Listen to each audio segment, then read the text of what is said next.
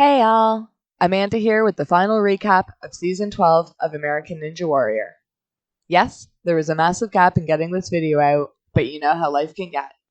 However, with this recap, I bring good news. Season 13 will be starting May 31st on NBC, and this Sunday, May 9th, we have the first ever all-women's competition for Mother's Day.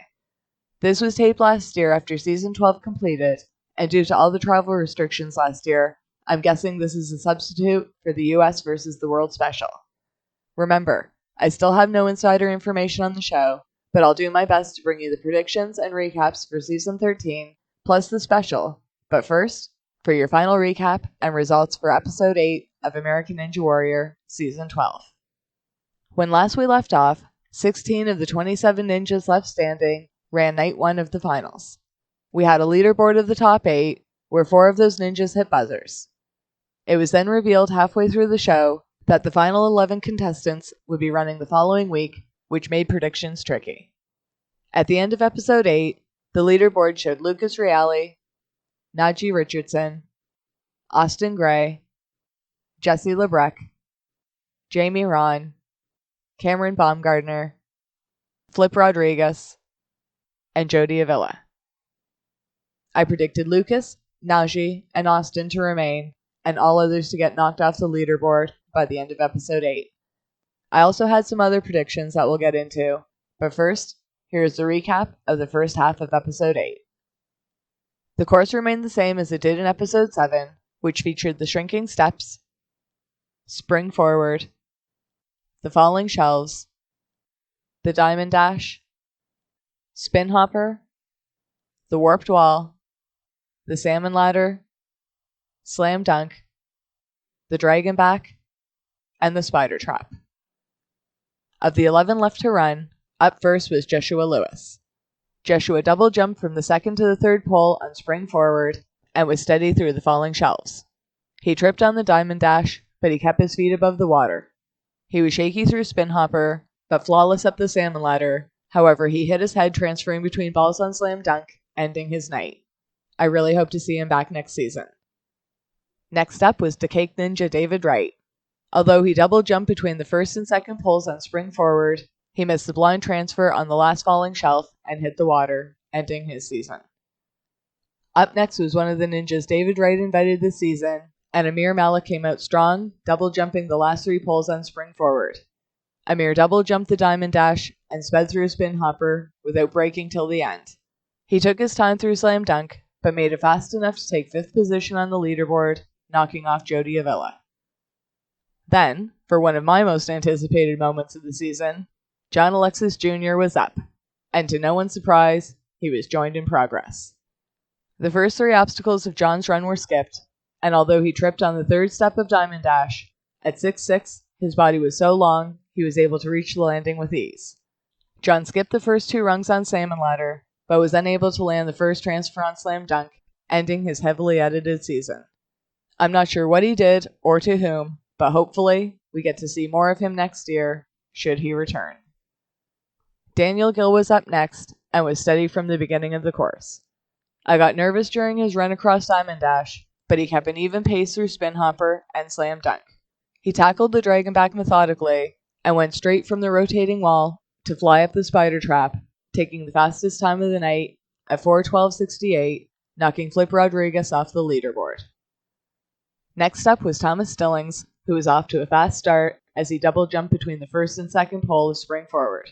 However, he reached out to grab the last shelf of the blind transfer on falling shelves, overextending and throwing the balance of the X off. He tried to grab the shelf on the blind transfer, but was unable to hold on and hit the water. Up next was RJ Roman, and while he was talking about his grandmother in a promo, we missed him complete the first 4 obstacles. He was super focused through the spin hopper and slam dunk, taking breaths throughout. RJ was on time to surpass Daniel at the top of the leaderboard as he reached Dragonback, but landed the bar unevenly. Although he did not hit a buzzer, he was able to go far enough fast enough to make it to 7th place on the leaderboard, knocking off Cameron Baumgartner. Next was Jessie Graff, who was competing to tie Jesse Labreck to be one of only 2 women to hit 6 career buzzers, a feat Jesse Labreck achieved Episode 7. Jessie Graff took her time through spring forward and visualized her process before taking on the falling shelves, but could not hold on to the second set of shelves and hit the water. She instantly grabbed her left shoulder and started stretching it out, indicating she may have injured it, but she gave a smile afterwards, suggesting she was okay. Next up was Adam Rayl, who was joined in progress, crossing the Diamond Dash. He was consistent through spin hopper and solid across slam dunk. Adam passed the dragon back and up the spider trap to hit a buzzer at a time of 6:24.15, moving him to 5th place, knocking Jamie Rahn off the leaderboard. Next was the fastest ninja all season, Jake Murray, and he did not end his streak here. He had a sketchy catch on the second pole on spring forward and tripped leaving Diamond Dash, but moved quickly through spin hopper. It was a fast but controlled run on the back half, leading Jake to fly through, breaking the record for completing the course in under 4 minutes. Jake hit a buzzer at a time of 3:56.20, knocking Daniel Gill from the top spot and knocking RJ Roman from the final 8. A stunner considering how incredible RJ's runs were all season. He was one of my picks for the finals too. And the last run for this portion of the night was the weatherman, Joe Moravsky. Joe may have started too fast, as he was a little shaky through spin hopper, but regrouped for the end. He had a scary catch on the blind transfer of falling shelves, but was sure-footed going up and down the Diamond Dash. He was controlled on the spin hopper and fast up the salmon ladder, but in the blink of an eye, his left hand peeled off the second basket handle after the first transfer on slam dunk, and he hit the water, ending his season. It was a complete stunner for everyone, especially me, who had him picked as the last ninja standing, but like I always say, in this show, anything can and does happen.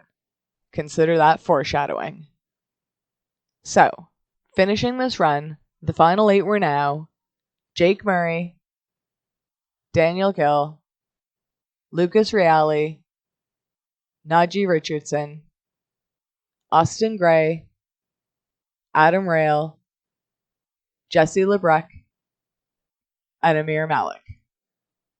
I'm not sure I like the way they picked the matchups, as the seeding put the fastest runner against the slowest runner. It may not have made a big difference for the middle group of runners, but I have to wonder if there was another way they could have paired them up, more randomized. But I digress. The second half of the show was the true finale, where the final 8 faced off against each other on the Power Tower. The winning 4 then advanced to take on a slightly modified Power Tower, leaving the final 2 competitors to face off once again on the modified Power Tower, where the last person standing won $100,000 and a trophy. The first round of the Power Tower remained the same, where athletes climbed oversized steps up 40 feet, then descended a pole to race across 4 curved boards, then climb back up a second pole to reach 4 falling shelves that led to the landing and the buzzer. First to hit the buzzer wins. The first matchup was Najee Richardson versus Austin Gray. They were even up the stairs, but Austin took a slight lead down the pole and kept that lead through the boards and up the second pole, but Najee caught up during the falling shelves. Austin just beat Najee with a time of 29.98, advancing him to the final 4. Next up was Lucas Reale versus Adam Rayl. Adam took the lead up the stairs, but Lucas started catching up as he descended the first pole. This must have lit a fire under Adam, because he went for broke and in a burst of energy, barely touched the last falling shelf as he smashed the buzzer at a time of, again, 29.98, advancing him to the final 4. Next up was Jake Murray versus Amir Malik. All eyes were on this run, but never forget the golden rule of American Ninja Warrior. Anything can and does happen here. Rookie Amir took the lead straight off, but due to an unfortunate stumble up the stairs on Jake's part, that pretty much ensured that the 6-time American Ninja Warrior veteran would not be able to catch up. He made a great effort, but stunningly, Amir advanced over Jake to the final 4, hitting the buzzer at a time of 33.29. And the last of the first round runs had fans on their feet. It was Daniel Gill versus Jesse Lebrecq, the first woman to ever attempt the Power Tower. Daniel took the lead up the stairs, but Jesse caught up by the pole ascension. It was close as Jesse managed to make it to the last falling shelf as Daniel hit the buzzer at a time of 35.24. We then had the final 4 square off by running the Power Tower again, only this time, instead of the 4 curved boards ninjas had to jump across while keeping their balance, we now had a small cliffhanger in its place. Athletes had to use their fingertips to move across thin ledges to advance to the second pole. First up was Austin Gray versus Amir Malik. And just like Jake Murray previously, Amir had a stumble while trying to ascend the stairs, and that was just the start of his bad luck. Amir's hands almost missed the pole on his descent, and he landed hard on his butt. Knowing that he had to give it his all, Amir sped to catch up, but his hand slipped from the third falling shelf, and he let out a squeal as he fell to the crash mat below. Austin hit a buzzer in 36 seconds even to advance to the finals and face off between the winner of the next matchup, which was between Daniel Gill and Adam Rayl. This may have been the best run of the finals. Daniel and Adam were in an absolute dead-even heat the entire run. They matched move for move until the very end, and in a photo finish, Adam just missed the buzzer, crashing into the buzzer stand, advancing Daniel to the finals with a time of 31:75. The final two ninjas were Daniel Gill versus Austin Gray, which was a delightful surprise and a great run to watch. Austin took a slight lead up the stairs and down the pole, but Daniel evened it up by the second pole. It was back and forth through the falling shelves, but Daniel overtook Austin in the end, hitting the buzzer in a time of 30:13 and winning the $100,000 prize. It was a crazy season with all sorts of drama and changes throughout. It was really like putting a puzzle together, trying to explain what was going on in the background, but I had a lot of fun doing it. For those of you who followed along with me, thank you. I hope you enjoyed the season and had a laugh with these videos. As I mentioned earlier, Season 13 of American Ninja Warrior will be starting May 31st on NBC. Check local listings for times. I have a feeling it's going to be another strange season with lots of twists and where things may come down to a literal split decision. And I'm planning on following it all again. I hope you consider joining me on another adventure as I bring you prediction videos, including sneak peeks at what's to come, as well as recap videos, and of course, please feel free to play along. Let us know in the comments section what you think of the show, the obstacles, and who you'll be cheering for to be this season's American Ninja Warrior. And don't forget, Sunday, May 9th, American Ninja Warrior debuts its first ever all-women's competition as we celebrate Mother's Day. This was filmed last year during Season 12 and has the top 12 female competitors in the field, including Jessie Lebrecq, Jessie Graff, and my girl Megan Martin. So get ready for an all-new season of American Ninja Warrior, and until next time, bye for now.